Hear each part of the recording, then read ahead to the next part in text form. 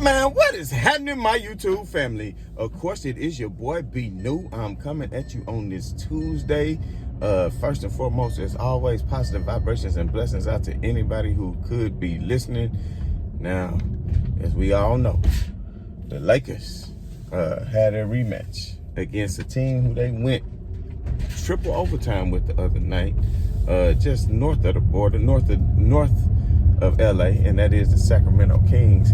And of course, the Sacramento Kings, Harrison Barnes was down and out, and they were down a couple of starters, as a matter of fact, but still somehow forced the Lakers into 3 overtimes because of the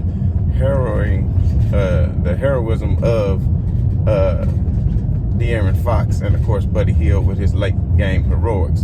Now, with all that being said, the Lakers still should not have lost that game. And I know a lot of people said I made excuses for them, but I don't think I really made excuses. I just listed all the different things that could have potentially contributed to that loss. And people don't understand, a lot of people maybe don't travel, and things of that nature. So, I mean, I know I'm older than these NBA players, you understand what I'm saying? But even when I was young and I used to travel, especially through different time zones, man, you get that jet lag and you got to get your body readjusted to different time zones. Man, you be mucking tired, especially if you've been in that other time zone for a little while. And the only thing I merely stated was that the Lakers had been on that East Coast trip for a week, and then they flew back home and didn't get back home till 2 or 3 in the morning. And then they had Thanksgiving with their families, ate and got full, and then they turned around and had to wake up and play a game the next day.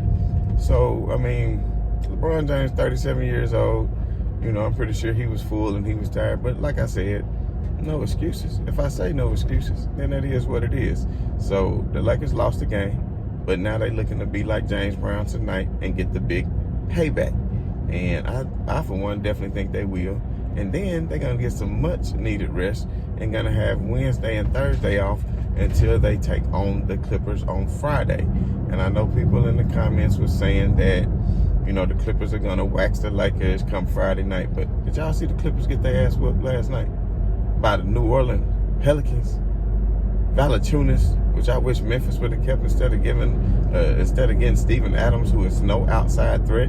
When you had a Valanciunas who can play in the paint and outside the paint, I don't understand that. But they let Valanciunas do that, 39 points, and just go ham all across their head.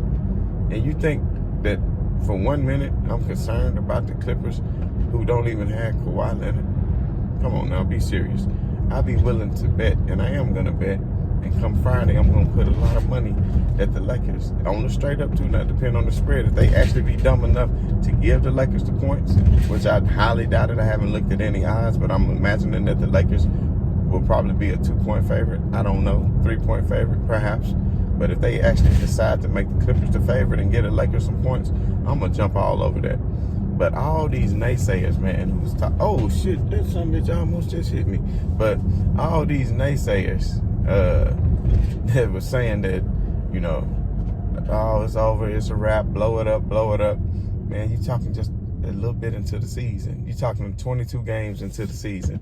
And if you, lo and behold, look at the standings right now, after the Clippers got that ass whooped last night, then you see the Lakers are in 7th place in the West. 7th place, and they only, 2 or 3 games out of being in 4th place in the loss column. So you're talking about 2 games, and you're talking about who's in front of them, Minnesota? Do you actually think they're going to hold on to that spot? Come on, let's just be serious right now. People are hitting the panic button. They say all this about the Lakers because they some haters. Now, where's that same energy from Milwaukee? What's Milwaukee record? And they the damn defending champs. They the defending champs. And they not old. They got young legs. So where is that same energy for Milwaukee that all these haters spend on LA? Now look at the records. So just in case you hadn't noticed, the NBA is very competitive right now. And on any given night, any team could go out and win, especially if another team that's a better team could be having an off night. Sometimes people's shots just don't fall. And that just is what it is. But I expect the Lakers to win tonight and go on to be 12-11. Then I expect them to beat the Clippers on Friday to increase that to 13-11. And then let's see where the standings start to shake out. You understand what I'm saying? And if they can put together a good string of wins leading into that Christmas Day game against the Nets, then we'll get a true gauge of where the Lakers truly are. And I think that Clippers game is going to be a good gauge because the Clippers are a decent team. They're not a great team without Kawhi Leonard. They're a pretty good team. But the Lakers, I think, are going to unlock their full potential soon enough. See, people just oh, it's over. Oh, they playing horrible. Well, you're damn right. I keep saying 11 or 12 new players out of a 15-man roster. What do you expect for them just to come out and just jail? Bro, this is not the YMCA. This is not up at the park. This is not the rec center. This is the NBA. So when you're going against other teams, most teams might add 1 or 2 pieces a year at the most. But to revamp your entire lineup except for three players, THT, LeBron, and Anthony Davis, then of course there are going to be a lot of chemistry issues that need to be worked out. And everybody talked that ish about Russell Westbrook. It's not going to work. That's not going to work. But lo and behold, if you look the last 4 games, what is Russ looking like the last 4 games? Oh, he only averaging what? 28, 10, and 9. 28, 10, and 9. If Schroeder could have got it like he did last year, and you already know what was going to happen. Championship bound, baby. So please trust and believe that Westbrook and LeBron are learning each other well, and that Anthony Davis is not going to continue to clang brick after brick in his mid-range. And let's just say the coaching staff is eventually going to figure out the rotations. And once the Lakers are fully whole and they add a Kendrick Nunn back who can give them another outside threat, a Trevor Ariza who can give them another outside threat, and both are capable of playing defense, especially Trevor Ariza, even though he is old. But considering his frame of being 6'8", he can still be an excellent wing defender and somebody who can go out and knock down open shots. And that's something that the Lakers are going to continue to get because you have people who can break down defenses and create for others, in that of LeBron James and Russell Westbrook. So just please believe that the Lakers season has a long way to go before they change everything around and get to where they need to be. So for everybody who think that the Lakers gonna have a first round exit or a second round exit, tell me who the hell can you get to stop them? And please, everybody saying Golden State this and Golden State that. It's not how you start, it's how you finish. It's not how you start, it's how you finish. Now, if this was in April, if this was in March or April, and the Lakers still playing this way, and you got Golden State still playing that way, I say Golden State will sweep them. But that's not the case, because you have to think about it. The playoffs is different than the season. You can have a fire-ass record because you're not playing the same team 4 times in a row. You understand at a minimum. You understand what I'm saying? So you could have this great record, but guess what? You're not playing the Lakers every night.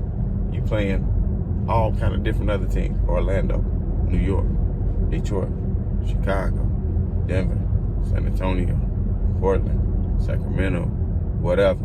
You understand what I'm saying? But when another team gets a chance to lock down on you defensively, and I still feel like, even though the Lakers are just middle of the pack in defense, they're improving each game. They're the middle of the pack defense that I still feel that they have what it takes to maybe not be an elite defense, but at least to crack that top 10. And that's the only thing that they really need to do in order to be successful once they figure out what they need to do on the offensive end and not go through so many scoring drops. So when you have people that can, get to the cup like Westbrook and THT and LeBron James coming at you downhill, then that is going to put defenses on their heels. And when these defenses go on their heels, it's going to be pretty hard for them to try to overcome the Lakers in any kind of 7-game series. So I know Phoenix is looking good. I believe, if I'm not mistaken, Phoenix will be taking on Golden State on tonight in the battle of the top 2 in the Western Conference. And of course, Phoenix has looked good, and you know what they did to Brooklyn, and they put together a 14-15 game win streak. This quiet is kept, nobody is really talking about. So that's going to be a very, very good matchup. I hate that it comes on at the same time as the Lakers in Sacramento tonight, but I will do my best to kind of keep an eye out on both games If I had to predict tonight, I just feel that Golden State ball movement is going to be too much for Phoenix to handle. Even though Phoenix, they had the pieces in place with Bridges I'm sorry, I don't know why I'm thinking, what's my guy for Charlotte Bridges? He be hooping, but y'all know who I'm talking about. But at the end of the day, the Phoenix Suns, I don't feel they had their shot, they had their opportunity on last year. I know they looking good now, but the reason why they looking so good is because of the cohesion that they have. You brought back pretty much all the same players that you built on from last year. So the players already know each other. They know where they need to be. They know the system.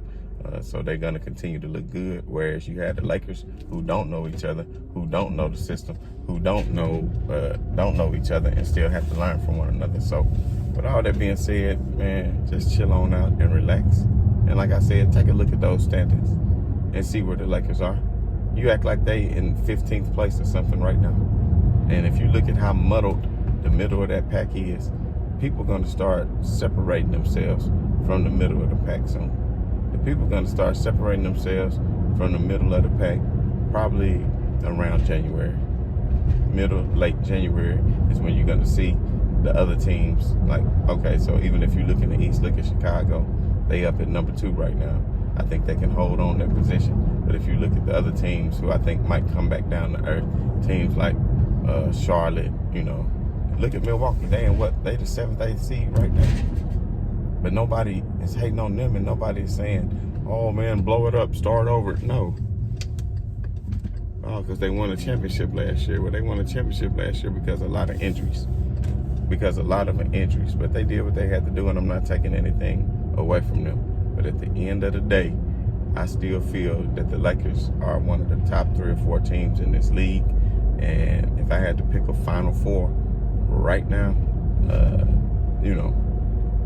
that's going to be in the Eastern and Western Conference Finals, then I'm still picking Brooklyn and Milwaukee out the East, even though Chicago is playing well. And I'm still picking Golden State and the Lakers out of the West, even though Phoenix is playing well.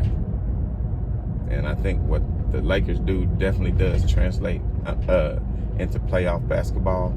And I think what Golden State does definitely translates into regular season basketball. And once they get Klay Thompson back, that may be different, because then they're going to have somebody who can really play defense on the other end. Even though Golden State's defense is exceptional right now, I want to say top 3 in the league right now. And that's something that they always hang their hat on, because everybody thinks that they all about offense, when that's not necessarily the case. But at the end of the day, I had to make this video this morning because everybody think that the Lakers need to blow it up and that they out of there. But if you woke up and you took a look at the standings this morning, then you see they only a couple of games out of being that 4th seed. And had LeBron James been healthy this whole time, then of course they wouldn't have lost games to OKC and Houston and some of the other games that they lost that they shouldn't have. So they could easily be in the 3 spot right now behind Golden State and Phoenix. But at the end of the day, it is what it is. But we will see tonight. I'm looking forward to the game.